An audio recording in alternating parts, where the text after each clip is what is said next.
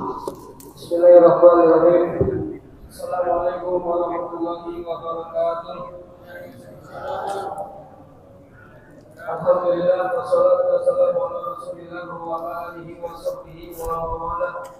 Allahumma shalli ala sayyidina wa habibina wa syafiina wa qurrati a'yunina nabiyyina Muhammadin sallallahu alaihi wasallam. Pertama dan utama, mari sama-sama kita panjatkan puja dan puji serta syukur dan syukur kehadirat Allah Subhanahu wa taala. Yang mana pada malam ini Allah masih saja meringankan langkah kita untuk melaksanakan suatu kegiatan atau amaliyah yang mudah-mudahan amaliyah kita diterima dan dijabah oleh Allah Subhanahu wa taala. Salawat dan salam bersama-sama kita sampaikan kepada junjungan kita baginda Nabi besar Muhammad sallallahu alaihi wasallam, kepada para keluarga dan para sahabatnya, dengan harapan kita mendapat syafaatnya di yaumil qiyamah. Amin ya rabbal alamin. Hadirin, sebelum kajian yang akan disampaikan oleh guru kita membahas tafsir surah Al-Baqarah ayat 33. Sebelumnya mari kita membaca surat Al-Fatihah khusus untuk jamaah tidak ikhlas anak pemilik keluarga kita yang telah meninggal dunia. Mudah-mudahan Allah ampuni segala kesilapannya, Allah terima segala melanggarnya dan kemudian jadikan rahmat yang berjaya. Dan untuk keluarga kita anak pemilik kita waktu itu jamaah tidak ikhlas yang sedang sakit, mudah-mudahan Allah sembuhkan dari segala penyakitnya, dijadikan penyakit yang menggugurkan segala kesilapannya. Kami juga mohon bacakan surat Al-Fatihah untuk ayahanda. Kemarin kebetulan dirawat cuma rumah sakit yang penuh. Kami 3 hari berturut-turut rumah sakit daerah juga penuh, rumah sakit desa juga penuh. Mari dengan ikhlas kami mohon bacakan surat Al-Fatihah untuk ayahanda dari Nabi. Nasallallahu rabbal asyhadi al-walid hadijah bin hadis itu ayat bialahu. Nasallallahu rabbal asyhadi rabbal asyhadi. Nasallallahu rabbal asyhadi. Nasallallahu rabbal asyhadi. Nasallallahu rabbal asyhadi. Allahumma ya rabban nas alhil ba'sa wasfi. Allahumma anta safi fa yubadiru saqama. Bismillahirrahmanirrahim.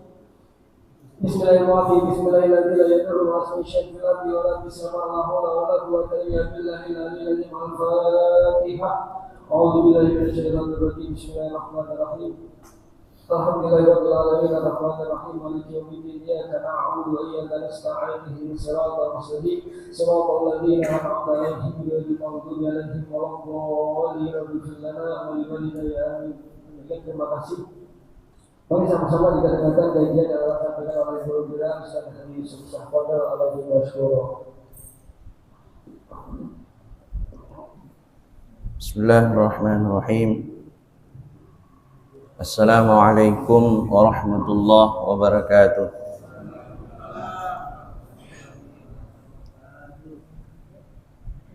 Alhamdulillahi rabbil alamin wa bihi nasta'inu ala umuri dunya waddin.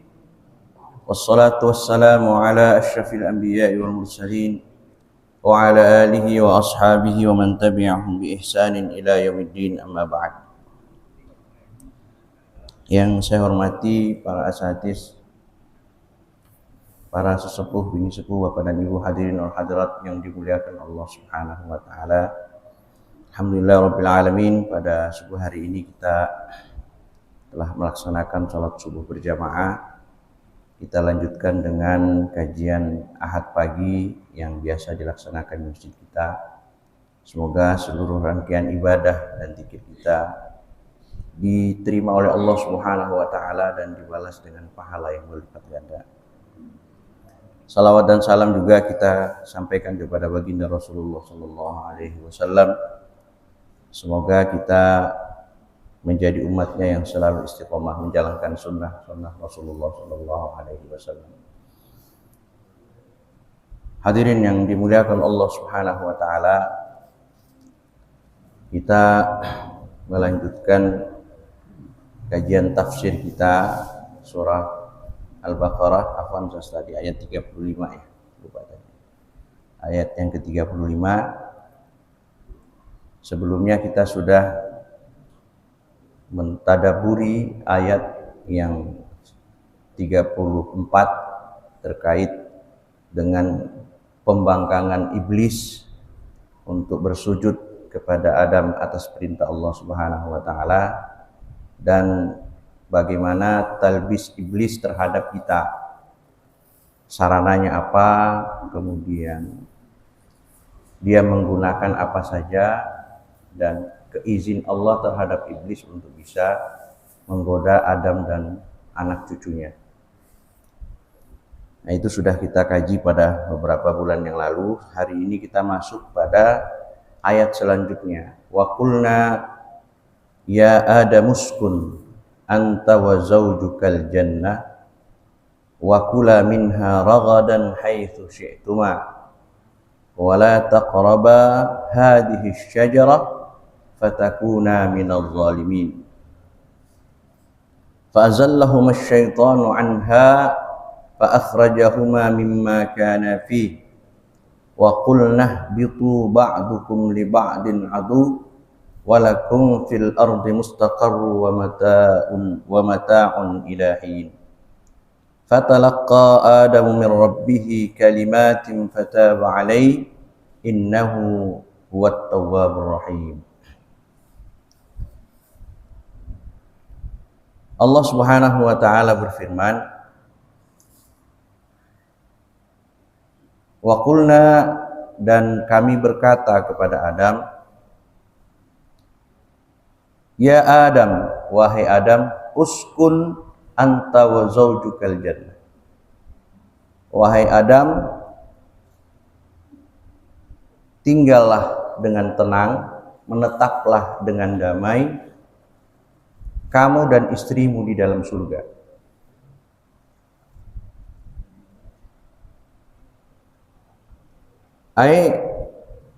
Kata Allah, uskun fil jannatil khuldi ma'a zawjika Hawa.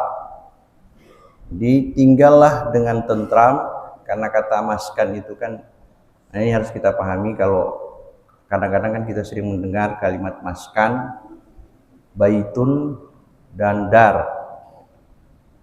Kalau orang bilang baitun artinya rumah, maskan juga rumah, tapi ada arti yang berbeda di antara dua makna itu. Kalau baitun itu artinya berasal dari kata bata. Bata itu bermalam, menginap. Jadi ketika kita mengatakan baitun, maka maknanya adalah tempat yang ditempati, menginap atau tinggal.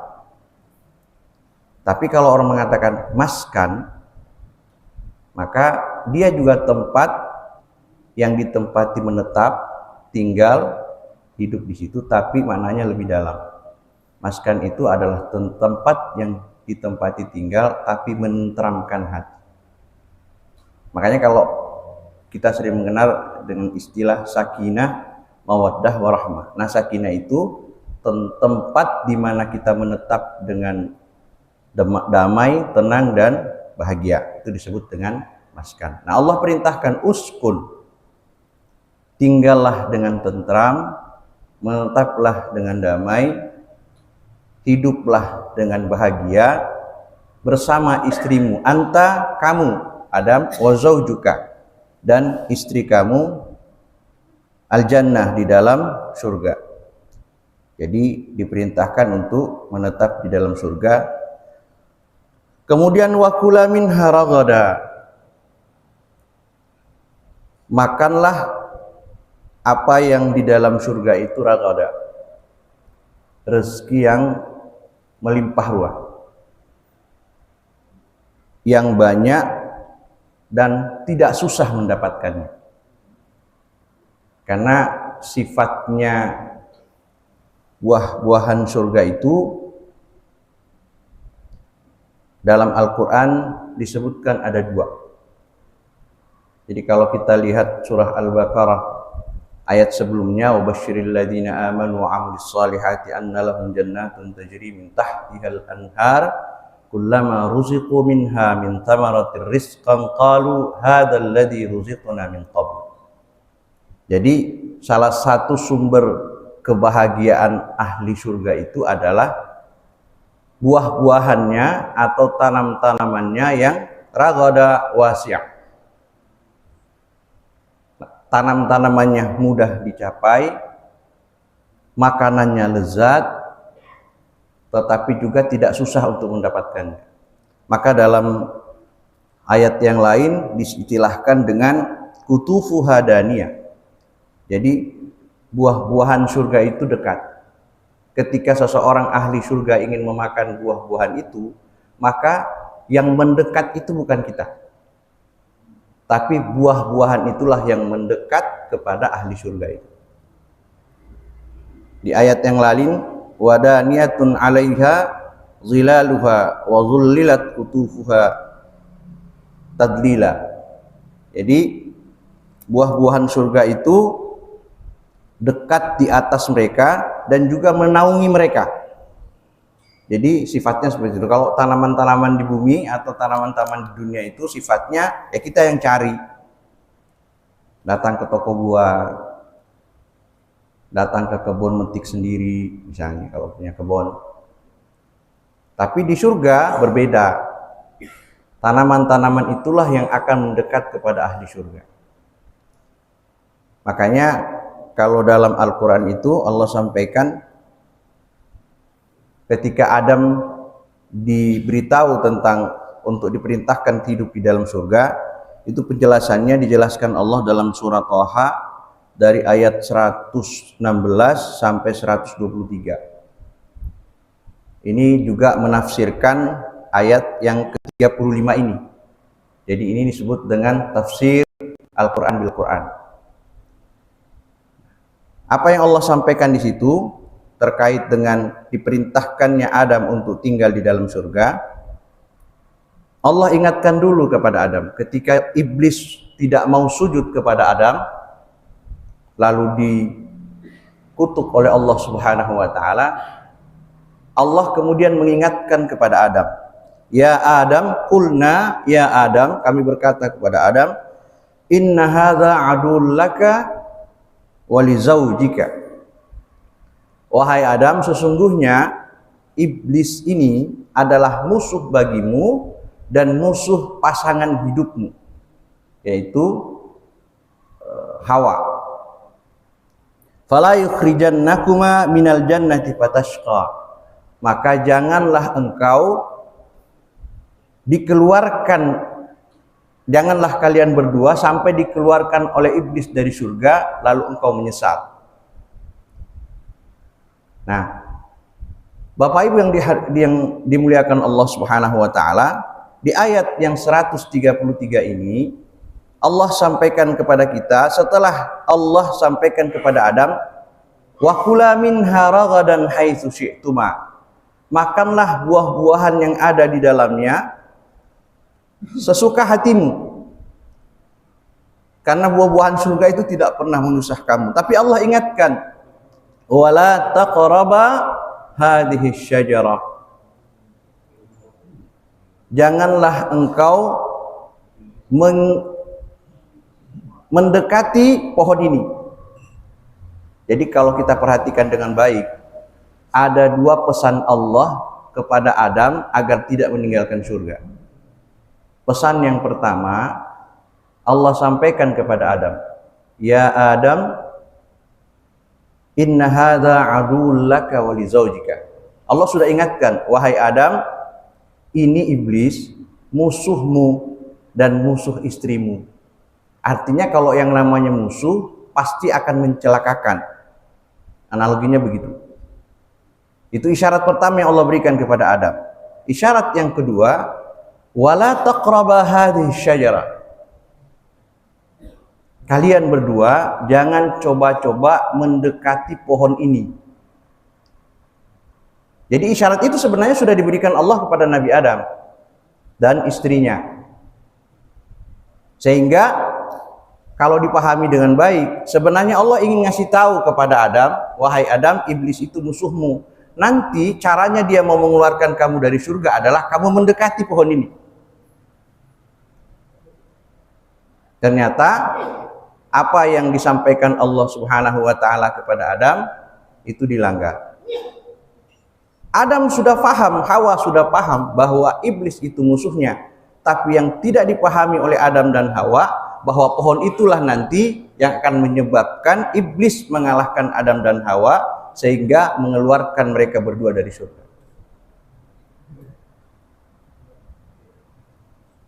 Bapak dan Ibu yang dirahmati Allah Subhanahu wa taala, yang kedua dalam ayat ini Allah menyampaikan kepada kita tentang Adam, zaujuka, pasangan hidupnya Adam.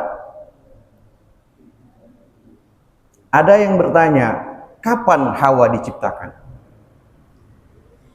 Apakah setelah Adam diciptakan, lalu kemudian Hawa langsung diciptakan, ataukah setelah perintah sujud kepada Adam, lalu iblis membangkang? Maka mayoritas mufassirin menjelaskan penjelasan bahwa Hawa diciptakan setelah iblis tidak mau sujud kepada Adam alaihissalam atas perintah Allah. Dan itu bisa kita lihat juga di surat Taha tadi. Surat Taha itu menjelaskan ketika Allah mengatakan, wa idh qulna lil malaikati isjudu li adama fasajadu illa iblisa aba. Kalimatnya agak berbeda. Jadi, dan ingatlah ketika kami berkata kepada malaikat, sujudlah kalian kepada Adam. Jadi saat itu Adam masih sendiri. Fasajadu, maka semua malaikat bersujud kepada Adam alaihissalam illa iblis. Kecuali iblis, aba, dia enggan untuk bersujud. Nah, baru kemudian Allah ingatkan setelah iblis tidak mau bersujud, Allah ingatkan kepada Adam karena saat itu Hawa sudah diciptakan. Dan dalam satu riwayat, ketika Nabi Allah Adam alaihissalam sedang tertidur di dalam surga, begitu dia terbangun kaget karena di sampingnya telah duduk seorang wanita. Ketika Adam bertanya, kamu siapa? Kata Hawa, waktu itu beliau belum punya nama. Dalam riwayat itu Hawa saat itu belum punya nama. Ditanya sama Nabi Adam, kamu siapa? Kata Bunda Hawa, saya wanita, saya seorang wanita yang diciptakan untuk menemani kamu. Lalu kemudian saat itu Adam memberi nama. Jadi dalam riwayat itu yang memberi nama Hawa itu adalah Nabi Allah Adam alaihissalam. Lalu kemudian ditanya oleh para malaikat, kenapa engkau beri nama Hawa? Lalu kemudian Nabi Adam alaihissalam menjawab, karena dia adalah sesuatu yang hidup. Jadi kata Hawa itu sesuatu yang hidup. Maka saat itulah kemudian nama Hawa itu melekat kepada istri Nabi Allah Adam alaihissalam. Proses penciptaan Hawa ini itu sudah kita pahami, itu dijelaskan oleh banyak sekali ayat dalam Al-Quran dan juga hadis Rasulullah SAW. Dalam sebuah hadis Rasulullah SAW bersabda, istausu bin nisa'i khaira. Aku berwasiat kepada kalian untuk berbuat baik kepada wanita. Tadi malam sudah dibahas juga sama guru kita, jadi saya nggak usah bahas lagi itu. Yang namanya istri minta maaf di rumah ya, itu sudah dijelaskan tadi malam. Nah, ini terkait dengan penciptaan Hawa. Allah Rasulullah menjelaskan itu, istausu bin nisa'i khaira. Aku berwasiat kepada kalian untuk berbuat baik kepada wanita atau istri-istri kamu. Fa innal mar'ata khuliqat min dil'in. Karena sesungguhnya wanita itu diciptakan dari tulang rusuk laki-laki. Wa in a'waja ma fid dal'i a'lahu wa inna a'waja ma fil ardi a'lahu. Sesungguhnya tulang rusuk yang paling bengkok itu ada yang tulang rusuk yang bagian atas, itu yang disebut Rasulullah dengan dal'un yang paling a'waj, dal'un a'waj, jadi tulang rusuk yang paling bengkok. Jadi Ibunda Hawa ini diciptakan dari tulang rusuk Nabi Adam yang paling bengkok. Fa in dhahabta tuqimuhu kasartahu. Kalau engkau ingin memaksakan untuk meluruskannya, maka dia akan patah. Jadi kalau dipaksa mau dilurusin bisa patah itu tulang rusuk karena dia adalah tulang rusuk yang paling bengkok tapi rapuh. Wa in taraktahu lam yazal a'wad. Tapi kalau kamu biarkan saja, tidak mau mencoba untuk meluruskannya dan memperbaikinya, maka dia akan bengkok terus. Apa pesan Rasulullah dari hadis ini? Rasulullah ingin berpesan bahwa wanita itu tidak bisa dikasari, tapi juga tidak bisa dibiarkan begitu saja. Nasihati dengan baik, ingatkan dengan baik, sehingga pelan-pelan dia akan lurus.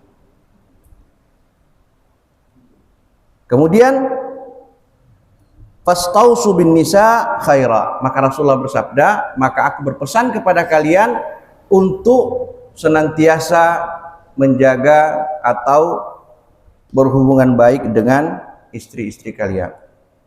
Artinya menjaga hubungan baik dengan pesan Rasulullah tadi. Kalau kamu ingin meluruskannya, luruskanlah dengan cara yang baik-baik, jangan dengan cara yang kasar. Karena kamu melakukannya dengan kasar, kamu bisa mematahkannya. Tapi kalau kamu membiarkan wanita itu tetap dengan kesalahannya, tidak mengingatkannya, tidak menasihatinya dengan baik, maka dia akan terus bengkok. Kira-kira itu pesan Rasulullah. Nah, hadis ini juga memberikan penjelasan kepada kita bahwa Sayyidina Hawa, ibunda kita Hawa, itu tercipta dari tulang rusuk Nabi Adam yang paling bengkok dan letaknya ada di sisi paling atas dari tulang rusuk Nabi Adam. Nah, ketika itu diciptakan, malaikat datang. Siapa itu, wahai Adam? Kata Adam, dia pasangan hidup yang Allah berikan kepadaku di dalam surga. Namanya siapa? Dia beri nama Hawa. Yaitu tadi maknanya adalah sesuatu yang hidup.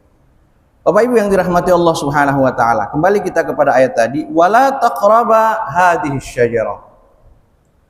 Wahai Adam, janganlah engkau mendekati pohon itu. Jadi tadi isyarat Allah yang Allah berikan, iblis itu adul laka wa li zaujik. Iblis itu musuh bagimu, juga musuh istri kamu. Itu nasihat Allah pertama kepada Adam agar tetap bisa di dalam surga. Yang kedua, la taqraba hadhihi syajarah. Jangan engkau mendekati pohon ini. Jadi ketika Allah mengatakan kepada Adam, sesungguhnya iblis itu adalah musuh bagi kalian, musuh bagimu dan musuh bagi istrimu, Allah ingatkan tentang nikmat surga. Apa yang Allah sampaikan kepada Adam? Innaka la taju'a, innalaka la alla taju'a fiha wa la ta'ra. Supaya Adam bisa menjaga dirinya dari godaan iblis sebagai musuhnya, maka Allah sampaikan kepada Adam dan istrinya, innalaka alla taju'a fiha wa la ta'ra. Sesungguhnya engkau, wahai Adam, kalau hidup di dalam surga, kamu tidak akan pernah kelaparan dan kamu tidak akan pernah telanjang. Itu satu kenikmatan surga yang Allah sampaikan kepada Nabi Adam. Yang kedua, wa annaka la tazma'u fiha wa la tadha. Kalau kamu hidup di dalam surga, wahai Adam, kamu tidak akan pernah merasa kehausan dan tidak pernah kepanasan. Nah, itu karakternya surga. Orang di dalamnya tidak lapar, tidak telanjang, di dalamnya orang tidak kehausan, juga tidak kepanasan. Allah ingatkan itu kepada Adam setelah Allah sampaikan bahwa sesungguhnya iblis ini musuh kamu. Artinya Allah ingin ngasih tahu yang namanya musuh itu identik dengan menjadikan kamu cilaka, mencarikan cara supaya kamu tidak bahagia, mencarikan cara supaya kamu tidak senang, bahkan mengeluarkan kamu dari surganya Allah Subhanahu wa ta'ala. Lalu kemudian lanjut kepada ayat tadi, wala taqraba hadhihi syajarah. Jangan engkau mendekati pohon ini. Itu sudah isyarat dari Allah. Artinya pohon ini bisa menjadi penyebab kamu kena hukuman dari Allah. Apa hukumannya Adam belum tahu. Cuma Allah sampaikan, fatakunu minaz zalimin. Fatakuna minaz zalimin. Kalau engkau dekati pohon itu, maka kamu bisa menjadi orang-orang yang zalim. Nah, iblis tahu larangan apa yang Allah sampaikan kepada Adam selama hidup di dalam surga. Maka iblis paham itulah jalan untuk melemahkan Adam dan istrinya. Maka kemudian di ayat selanjutnya di dalam surah Taha ayat 120, fawaswasa ilaihi asyaitan qala ya Adam hal adulluka ala syajaratil khuld wa mulkin la yabla. Lalu kemudian iblis datang berwaswas. Waswas itu menanamkan perasaan, menggoda iblis untuk menggoda Adam untuk ragu-ragu dan melakukan perbuatan yang dilarang oleh Allah Subhanahu wa taala. Waswasa ilaihi syaitan. Lalu setan datang untuk membisikkan sesuatu kepada Adam alaihissalam. Qala ya Adam, iblis berkata, wahai Adam, hal adulluka ala syajaratil khuld? Maukah engkau aku tunjukkan pada satu pohon? Nah, ini yang ngasih nama pohon itu iblis. Syajaratul khuldi, pohon keabadian. Jadi khuldi itu abadi selama-lamanya. Jadi maukah engkau aku tunjukkan satu pohon keabadian, wa mulkin la yabla, dan kekuasaan yang tidak pernah binasa. Artinya kalau kamu makan pohon ini, buah pohon ini, maka aku akan tetap kekal di dalam surga. Dan kamu akan mendapatkan kebahagiaan, kehidupan yang abadi dan tidak pernah binasa. Dalam satu riwayat, ketika ini disampaikan kepada Adam, Adam bisa selamat dari godaan itu. Tapi ternyata godaan ini masuk kepada istrinya. Lalu kemudian istrinya mengajak Adam alaihissalam untuk memakan pohon tadi. Fatakuna minaz zalimin, maka jadilah engkau menjadi orang-orang yang zalim, orang-orang yang menzalimi diri kalian. Jadi datanglah iblis mengatakan itu, makanlah pohon ini, pohon keabadian, dan kalau kamu memakannya, kamu akan mendapatkan kehidupan yang tidak pernah binasa. Fa'akala minha. Nah, kalau dalam surah Al-Baqarah 35 ini Allah tidak menceritakan tentang proses Adam memakan itu, tapi kemudian Allah sampaikan dalam surah Taha, fa'akala minha fabadat lahuma sawatuhuma. Kemudian kata Allah, lalu keduanya memakannya. Keduanya memakan pohon tadi, lalu tampaklah keduanya aurat mereka, dan mulailah keduanya menutupinya dengan daun-daun yang ada di surga. Artinya dua hal yang terlupakan saat itu. Pertama, pesan Allah bahwa iblis itu musuh. Yang kedua, ada melanggar, mendekati pohon tadi, bahkan memakan buahnya. Isyarat itu sudah disampaikan tadi di awal oleh Allah Subhanahu wa taala. Kemudian, dan telah durhakalah Adam kepada Tuhannya dan sesatlah dia. Jadi di ayat yang ke-35 ini Allah membahasakan dengan fatakuna minaz zalimin. Maka mereka kemudian menjadi orang-orang yang zalim. Zalim karena apa? Zalim karena tidak mengikuti perintah Allah. Yang pertama, tidak menjadikan iblis sebagai musuhnya. Yang kedua, dia memakan pohon yang dilarang Allah untuk mendekatinya.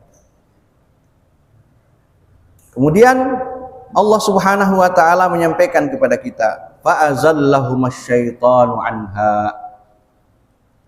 Maka setan pun menggelincirkan Adam dan Hawa.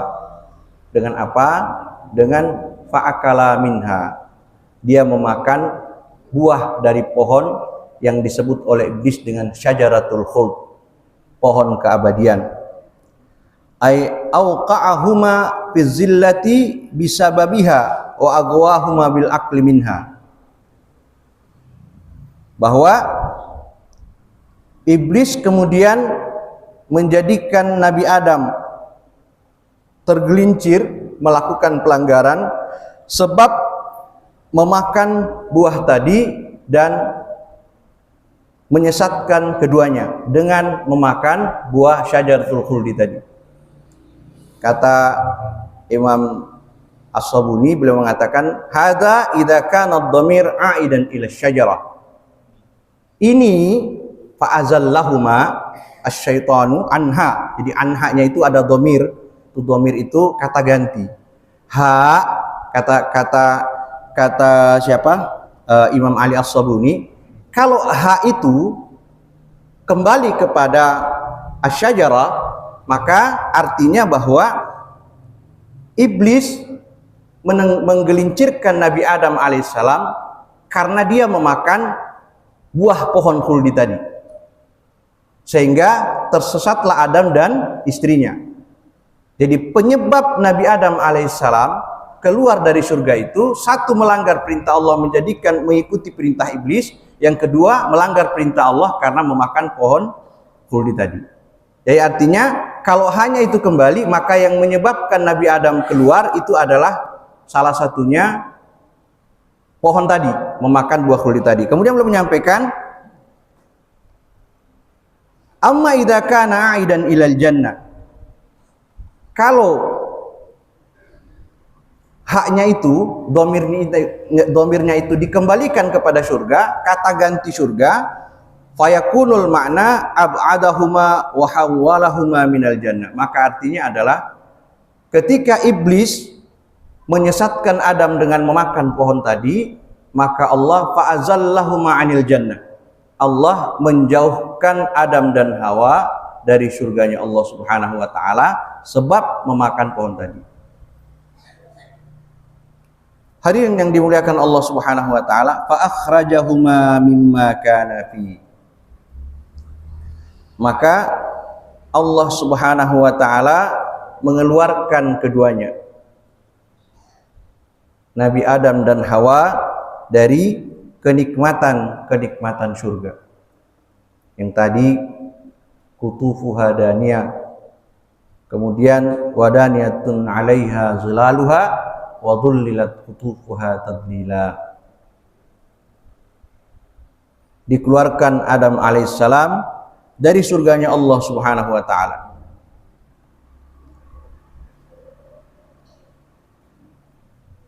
Ay min na'imil jannah, dari kenikmatan surga. Wa qulna bitu, lalu kami perintahkan kepada Adam untuk keluar dari surga. Ihbitu minal jannah, keluarlah engkau dari surga, ilal ard, kepada bumi. Wal khitab li Adam wa Hawa wa iblis. Jadi kita perhatikan, di situ kalimatnya ihbitu, bukan ihbito. Beda dengan fatakuna. Nah itu kalau yang belajar bahasa Arab ini paham nih. Fatakuna itu untuk dua orang, hanya Adam dan Hawa. Fatakuna minaz zalimin. Kalau kamu makan pohon itu, maka kamu berdua akan menjadi orang yang zalim. Tapi ketika perintah untuk keluar dari surga, Allah tidak menyebut dua, tapi menyebut tiga, menyebut banyak. Ihbitu pakai waw alif. Itu jamak namanya dalam bahasa Arab. Jadi sesuatu yang lebih dari dua itu jamak dalam bahasa Arab. Sehingga para ulama mengatakan bahwa perintah untuk keluar dari surga itu berbarengan tiga. Tiga-tiganya diusir dari surga. Ketika Allah mengatakan ihbitu, maka perintah keluar dari surga itu berlaku kepada tiga orang. Adam alaihissalam, Hawa istrinya, dan iblis. Maka Imam Ali As-Sabuni menyebutkan bahwa al-ma'na ab'aduhuma wa hawwalahuma wal khitabu li Adam wa Hawa wa iblis. Panggilan itu atau perintah untuk keluar dari surga itu menurut beliau adalah ditujukan kepada Nabi Adam alaihissalam, Hawa istrinya, dan iblis. Ba'dukum li ba'din adu. sebahagian kalian dengan sebahagian yang lain akan menjadi musuh. Ai asyaiton adul lakum fakunu a'da'an lahu. Artinya syaitan itu menjadi musuh yang nyata bagi kalian, wahai Adam dan Hawa dan anak cucu kalian. Fakunu a'da'an lahu, maka jadilah kalian musuhnya. Jadi jangan jadi teman syaitan, kata Allah. Jadi musuhnya syaitan, karena syaitan sudah menjadikan musuh buat kita, dan itu juga menjadi ketetapan Allah bahwa syaitan itu adul lakum, menjadi musuh bagi kalian. Inna syaitana lakum aduun fattakhidhuhu adwa, di ayat yang lain. Sesungguhnya syaitan itu, kata Allah Subhanahu wa taala, itu musuh yang nyata bagi kalian, maka jadikan dia musuhmu, jangan jadiin kawan. Nah, ini juga berlaku buat kita. Kalau dulu Nabi Adam alaihissalam hanya diingatkan untuk tidak mendekati pohon, karena saat itu beliau hidup di dalam surga. Kalau sekarang bukan pohon itu yang kita temukan, tapi banyak sekali larangan-larangan Allah yang mewakili pohon surga. Maka larangan-larangan Allah ini jangan kita dekati. Kenapa? Itu hampir sama maknanya dengan apa yang ada di dalam surga. Adam dilarang untuk mendekati pohon tadi karena itu larangan yang jelas dari Allah. Nah, sekarang kita yang hidup hari ini, larangan-larangan itu jelas dijelaskan oleh Rasulullah SAW. Hati-hati jangan melaksanakan larangan itu. Kenapa? Satu, kalian bisa melanggar perintah Allah. Yang kedua, kalian bisa menjadi sahabatnya setan. Nah, setan paham betul larangan-larangan inilah yang menjadi sarana buat dia untuk menggelincirkan anak cucu Adam alaihissalam. Maka Allah sampaikan di ayat tadi, inna syaiton lakum adu, sesungguhnya syaitan itu musuh yang nyata bagi kalian, fattakhidhuhu adwa, maka jadikan dia musuh kalian. Caranya apa? Jangan dekati, jangan lakukan hal-hal yang dilarang oleh Allah Subhanahu wa taala. Kita paham iblis musuh kita paham syaitan musuh kita, tapi yang harus lebih kita pahami apa cara setan, sarana apa yang dilakukan setan untuk menggoda kita. Sarana yang paling kuat untuk mengalahkan kita adalah pelanggaran terhadap perintah-perintah Allah.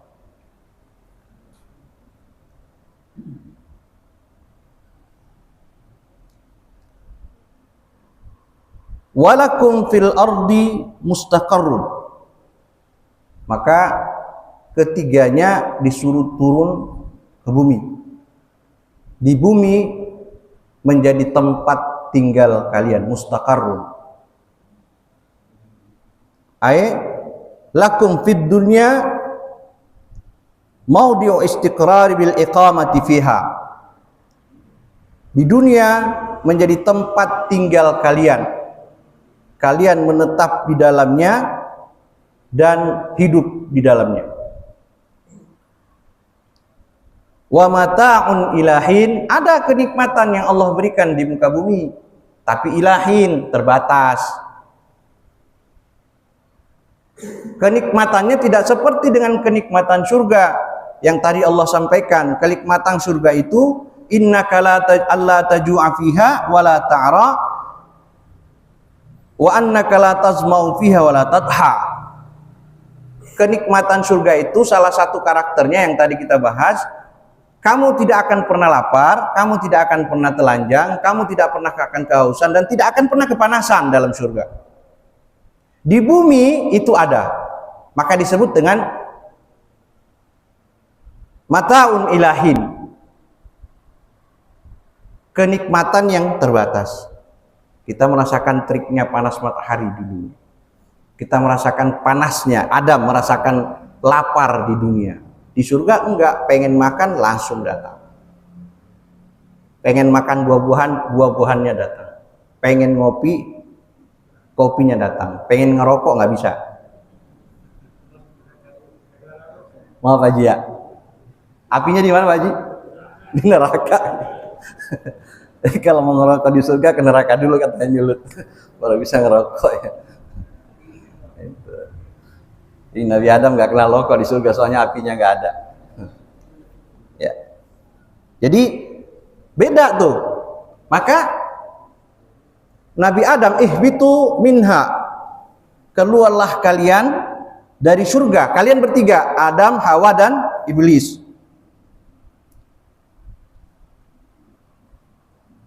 Wa qulna ihbitu minha jami'a. Kemudian walakum fil ardi mustaqarrun wa mata'un ilahin. Ay tamta'u binaimiha ila waqtin inqida'i ajalikum. Yang kedua, makna dari mata'un ilahin itu adalah maknanya nikmatilah nikmat yang ada di dalam surga sampai waktu ajal kalian tiba. Kenapa ajal kalian tiba? Karena di dunia kita punya ajal, kita punya batas waktu hidup. Idza jaa ajaluhum la yastaqdimuna wa la yastakhirun. Ketika ajal itu tiba, maka dia tidak akan dimajukan sesaat, juga tidak akan dimundurkan sesaat. Ajal itu tiba berarti kita meninggal, selesai. Nikmat dunia selesai, di surga enggak. Makanya kata iblis tadi, maukah engkau kutunjukkan satu pohon yang kalau kamu makan pohon itu, kamu akan merasakan kenikmatan yang kamu akan kekal di dalam surga dan kekuasaan yang tanpa batas. Karena dia tahu kenikmatan surga itu. Jadi kalau kamu merasakan kenikmatan surga itu, wahai Adam dan Hawa, makan pohon itu. Kan iblis memberikan isyarat itu. Syajaratul khuld, pohon keabadian. Wa mulkun la yabla, dan kekuasaan yang tidak pernah binasa, tidak pernah hancur, akan abadi selamanya. Nah di dunia beda, mata'un ilahin. Semuanya serba terbatas. Kalau kita nggak usaha ya nggak bisa. Mau makan bercocok tanam dulu. Mau makan buah-buahan yang mungkin zamannya Adam belum ada yang namanya kebun kurma, belum ada yang namanya kebun pisang, belum. Beliau harus masuk mencari apa yang harus dimakan. Beda banget dengan surga. Itu hukuman terhadap Nabi Allah Adam alaihissalam. Dan yang paling menyedihkan karena beliau harus terpisah dengan istrinya. Dalam satu riwayat, mereka baru bertemu setelah 40 tahun. Dipertemukannya di Padang Arafah yang disebut dengan Jabal Rahmah. Cuma masalahnya sekarang kita tuh kadang-kadang diplesetin lagi. Karena taunya Nabi Adam dan Hawa ketemunya di Padang Arafah di Jabal Rahmah, naik ke Jabal Rahmah, ada tubuh batu besar di atas, ditulis. Karena dia pengen nikah, ditulis di situ buat dapat istrinya apa gitu, ditulis di situ. Nah itu nggak ada isyarat, nggak ada ajaran dari Nabi di situ. Berdoa saja. Ada lagi yang lucu, sholat di situ ngadapnya bukan ke kiblat, ngadapnya ke batu itu. Banyak yang aneh-aneh Pak, tapi orang Indonesia kayaknya enggak sih. Yang paling sering itu orang apa namanya ya, orang IPB ya, bukan Institut Pertanian Bogor, bukan. India, Pakistan, Bangladesh Pak. Jadi orang-orang IPB itu Pak aneh kalau sholat. Kalau datang ke Maulidun Nabi, datang ke tempat Nabi dilahirkan itu Pak, dia kan tahu di sebelah kiri itu kan ada Ka'bah, ada Masjidil Haram. Dia sholatnya kemana? Ngadap ke Maulidun Nabi itu, rumah tempatnya Rasulullah dilahirkan. Makanya Askar itu marah begitu. Kenapa kita tidak boleh sekarang berziarah dekat-dekat ke makam, ke tempat lahirnya Nabi? Karena gitu. Sholatnya nggak benar. Sholat ke Maulidun Nabi apa hubungannya? Orang sholatnya ada Ka'bah di samping, lagi mau sholat apa di situ? Di Jabal Rahmah juga sama, mau sholat di seruduk-seruduk orang. Jadi kita nggak usah ikut-ikutan. Kalau mau datang sana ziarah aja. Ziarah aja ke sana. Oh itu sejarah di situ Padang Arafah. Kalau musim haji ya orang wukufnya di situ. Berdoa aja. Ya jadi bukan ketika datang ke sana jodohnya dilanggengkan atau dapat jodoh di sana. Batu itu tulisannya banyak banget Pak. Kenapa ya? Kita aneh-aneh kadang-kadang. hal-hal yang nggak ada sunnahnya dilakuin. Datang ziarah ke makam Rasulullah bawa kain putih, dilapin itu apanya makam Rasul. Ditanya buat apa? Dia bilang cari berkah. Kata askar, oh udah gosok aja terus biar bersih itu makam Nabi. Ya kalau nggak diusir. Ada lagi yang dulu pernah saya cerita kalau nggak salah. Orang datang, ini orang kita, jamaah yang saya bawa sendiri Pak, jadi malu sendiri kadang-kadang. Bawa kain kafan 5, pesan dari tetangga sama suami dan anak-anak. Saya nggak pernah sampai ke hotel lantai 15 karena hotelnya cuma lantai 14. Tiba-tiba bawa apa namanya galon air zam-zam 4 ke masjid. Mau ngapain Bu? Mau ngambil air zam-zam Ustaz. Saya pikir mau buat minum, buat apa?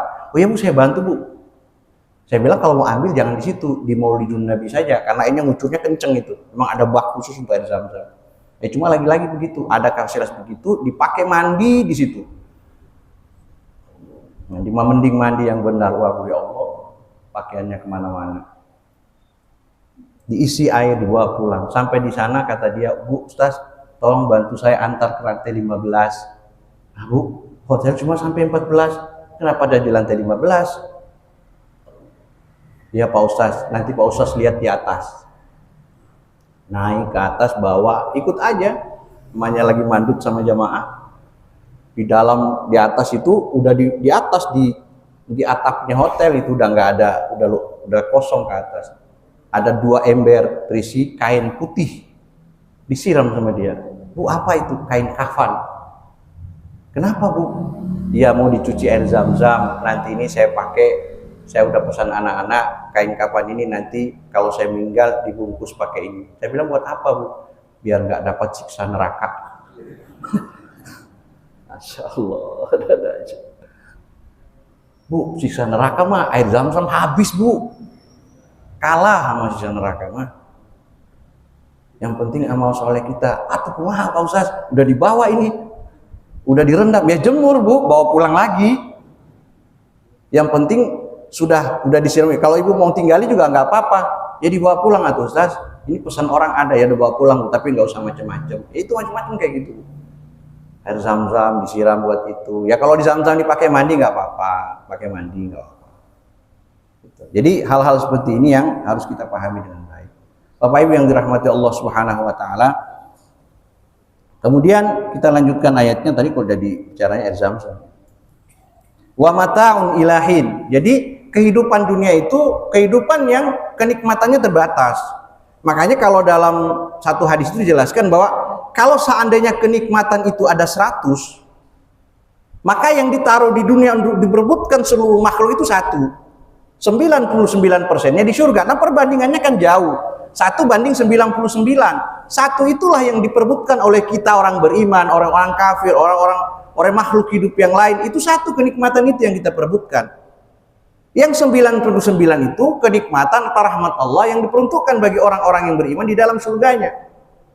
Jadi jauh sekali perbandingan surga dan neraka. Maka ketika Adam alaihissalam turun ke bumi, dia merasakan bahwa perbedaannya luar biasa. Itu juga hukuman bagi Nabi Adam alaihissalam.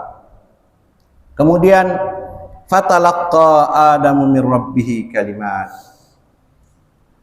Adam kemudian mengadu kepada Allah, lalu kemudian meminta ampun kepada Allah dengan kalimat. Kalimat yang dimaksud itu adalah apa yang ada di dalam surah Al-A'raf ayat 32. Kita hafal ayatnya.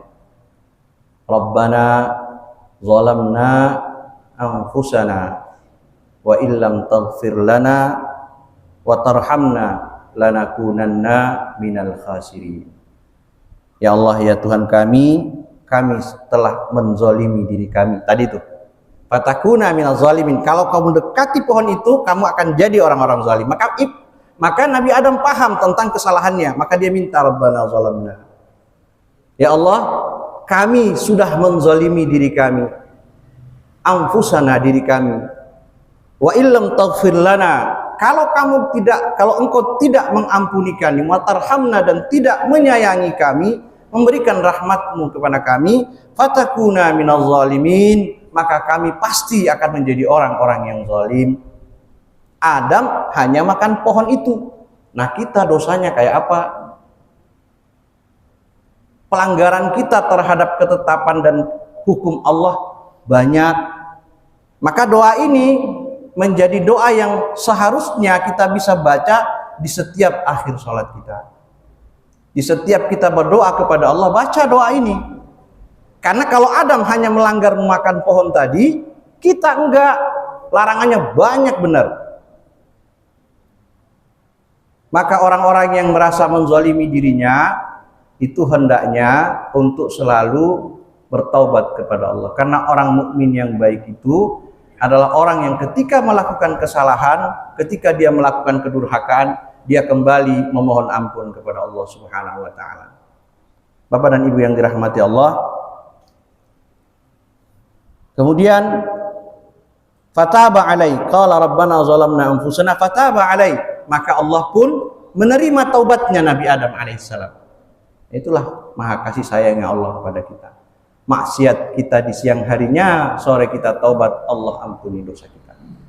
Malamnya kita maksiat, pagi kita taubat, Allah ampuni dosa kita. Fataba alai innahu huwat tawwabur rahim. Sesungguhnya Allah itu maha penerima taubat, lagi maha pemberi kasih sayang. Nah, Bapak dan Ibu yang dirahmati Allah, mungkin ini tadabbur ayat kita hari ini. Mudah-mudahan menjadi tadabbur yang bisa mencerahkan kembali keimanan kita, bahwa jeratan-jeratan setan itu ternyata banyak di sekeliling kita, dan salah satu jeratan yang disiapkan setan adalah larangan-larangan Allah. Maka sebisa mungkin semaksimal mungkin untuk kita hindari tidak melakukan apa yang sudah dilarang oleh Allah Subhanahu wa taala, dan semoga kita semua istiqomah dengan keimanan kita, istiqomah dengan ketaatan kita kepada Allah Subhanahu wa taala. Mohon maaf bila ada kekurangan, kebenaran datang dari Allah, kesalahan datang dari pribadi saya sendiri. Akhirul kalam, wassalamualaikum warahmatullahi wabarakatuh.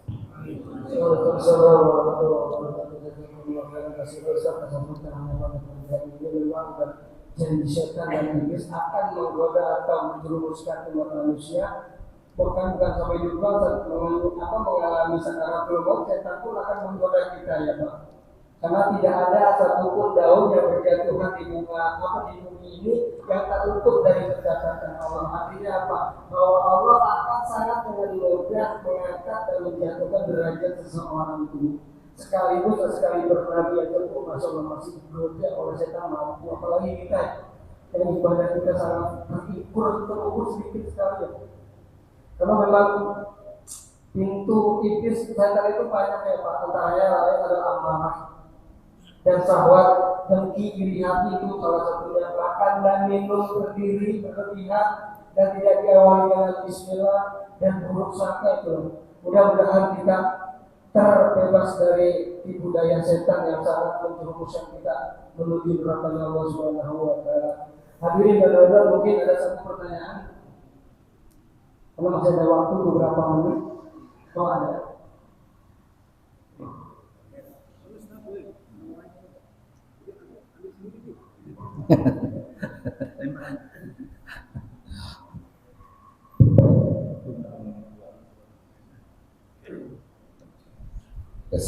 Bismillahirrahmanirrahim. Assalamualaikum warahmatullahi wabarakatuh. Waalaikumsalam. Saya hanya ingin berbagi. Saya pernah mendengarkan ceramah dari Gus Bahar, ya. Jadi ada tambahan.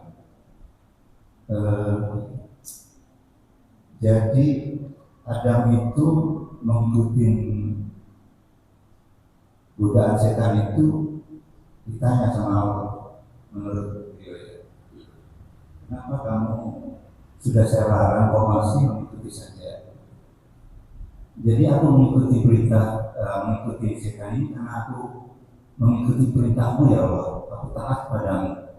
Kok bisa begitu tadi?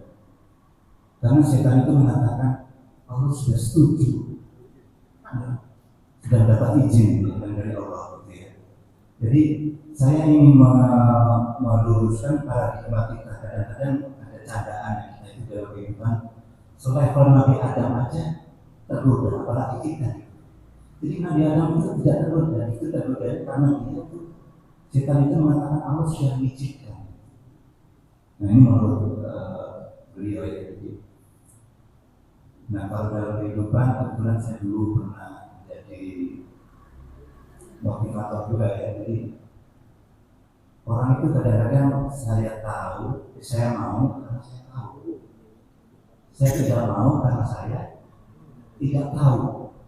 Nah itu salah. Jadi saya mau karena saya tahu, saya tidak mau karena saya tahu juga. Jadi manusia diberi otak berpikir, saya tidak mau menolak itu karena saya tahu juga. Oh ini narkoba ini. Oh ini ada sianidanya, kopinya gitu. Tapi dengan cara kita mendidik dia, tapi mungkin memperbaiki kehidupan kita walaupun tidak sempurna. Jadi saya menolak sesuatu itu karena saya tidak paham. Itu aja yang mungkin pengalaman hidup ya. Mungkin saya sudah 68 tahun ya. Jadi bisa menambah pengalaman kita untuk menghadapi situasi dunia ini. Jangan langsung tidak tahu karena sekarang ini memang banyak yang mungkin itu bermanfaat buat kita. Nah, oke, mungkin itu saja. Terima kasih. Wassalamualaikum warahmatullahi wabarakatuh. Waalaikumsalam.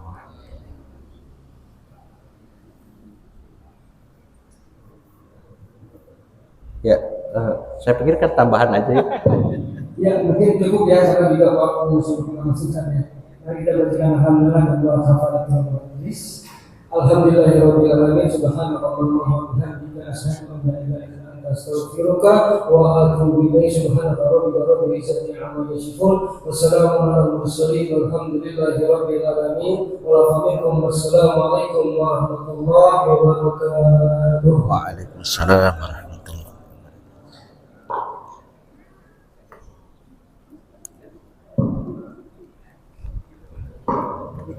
Terima kasih Pak pencerahan. Sampai.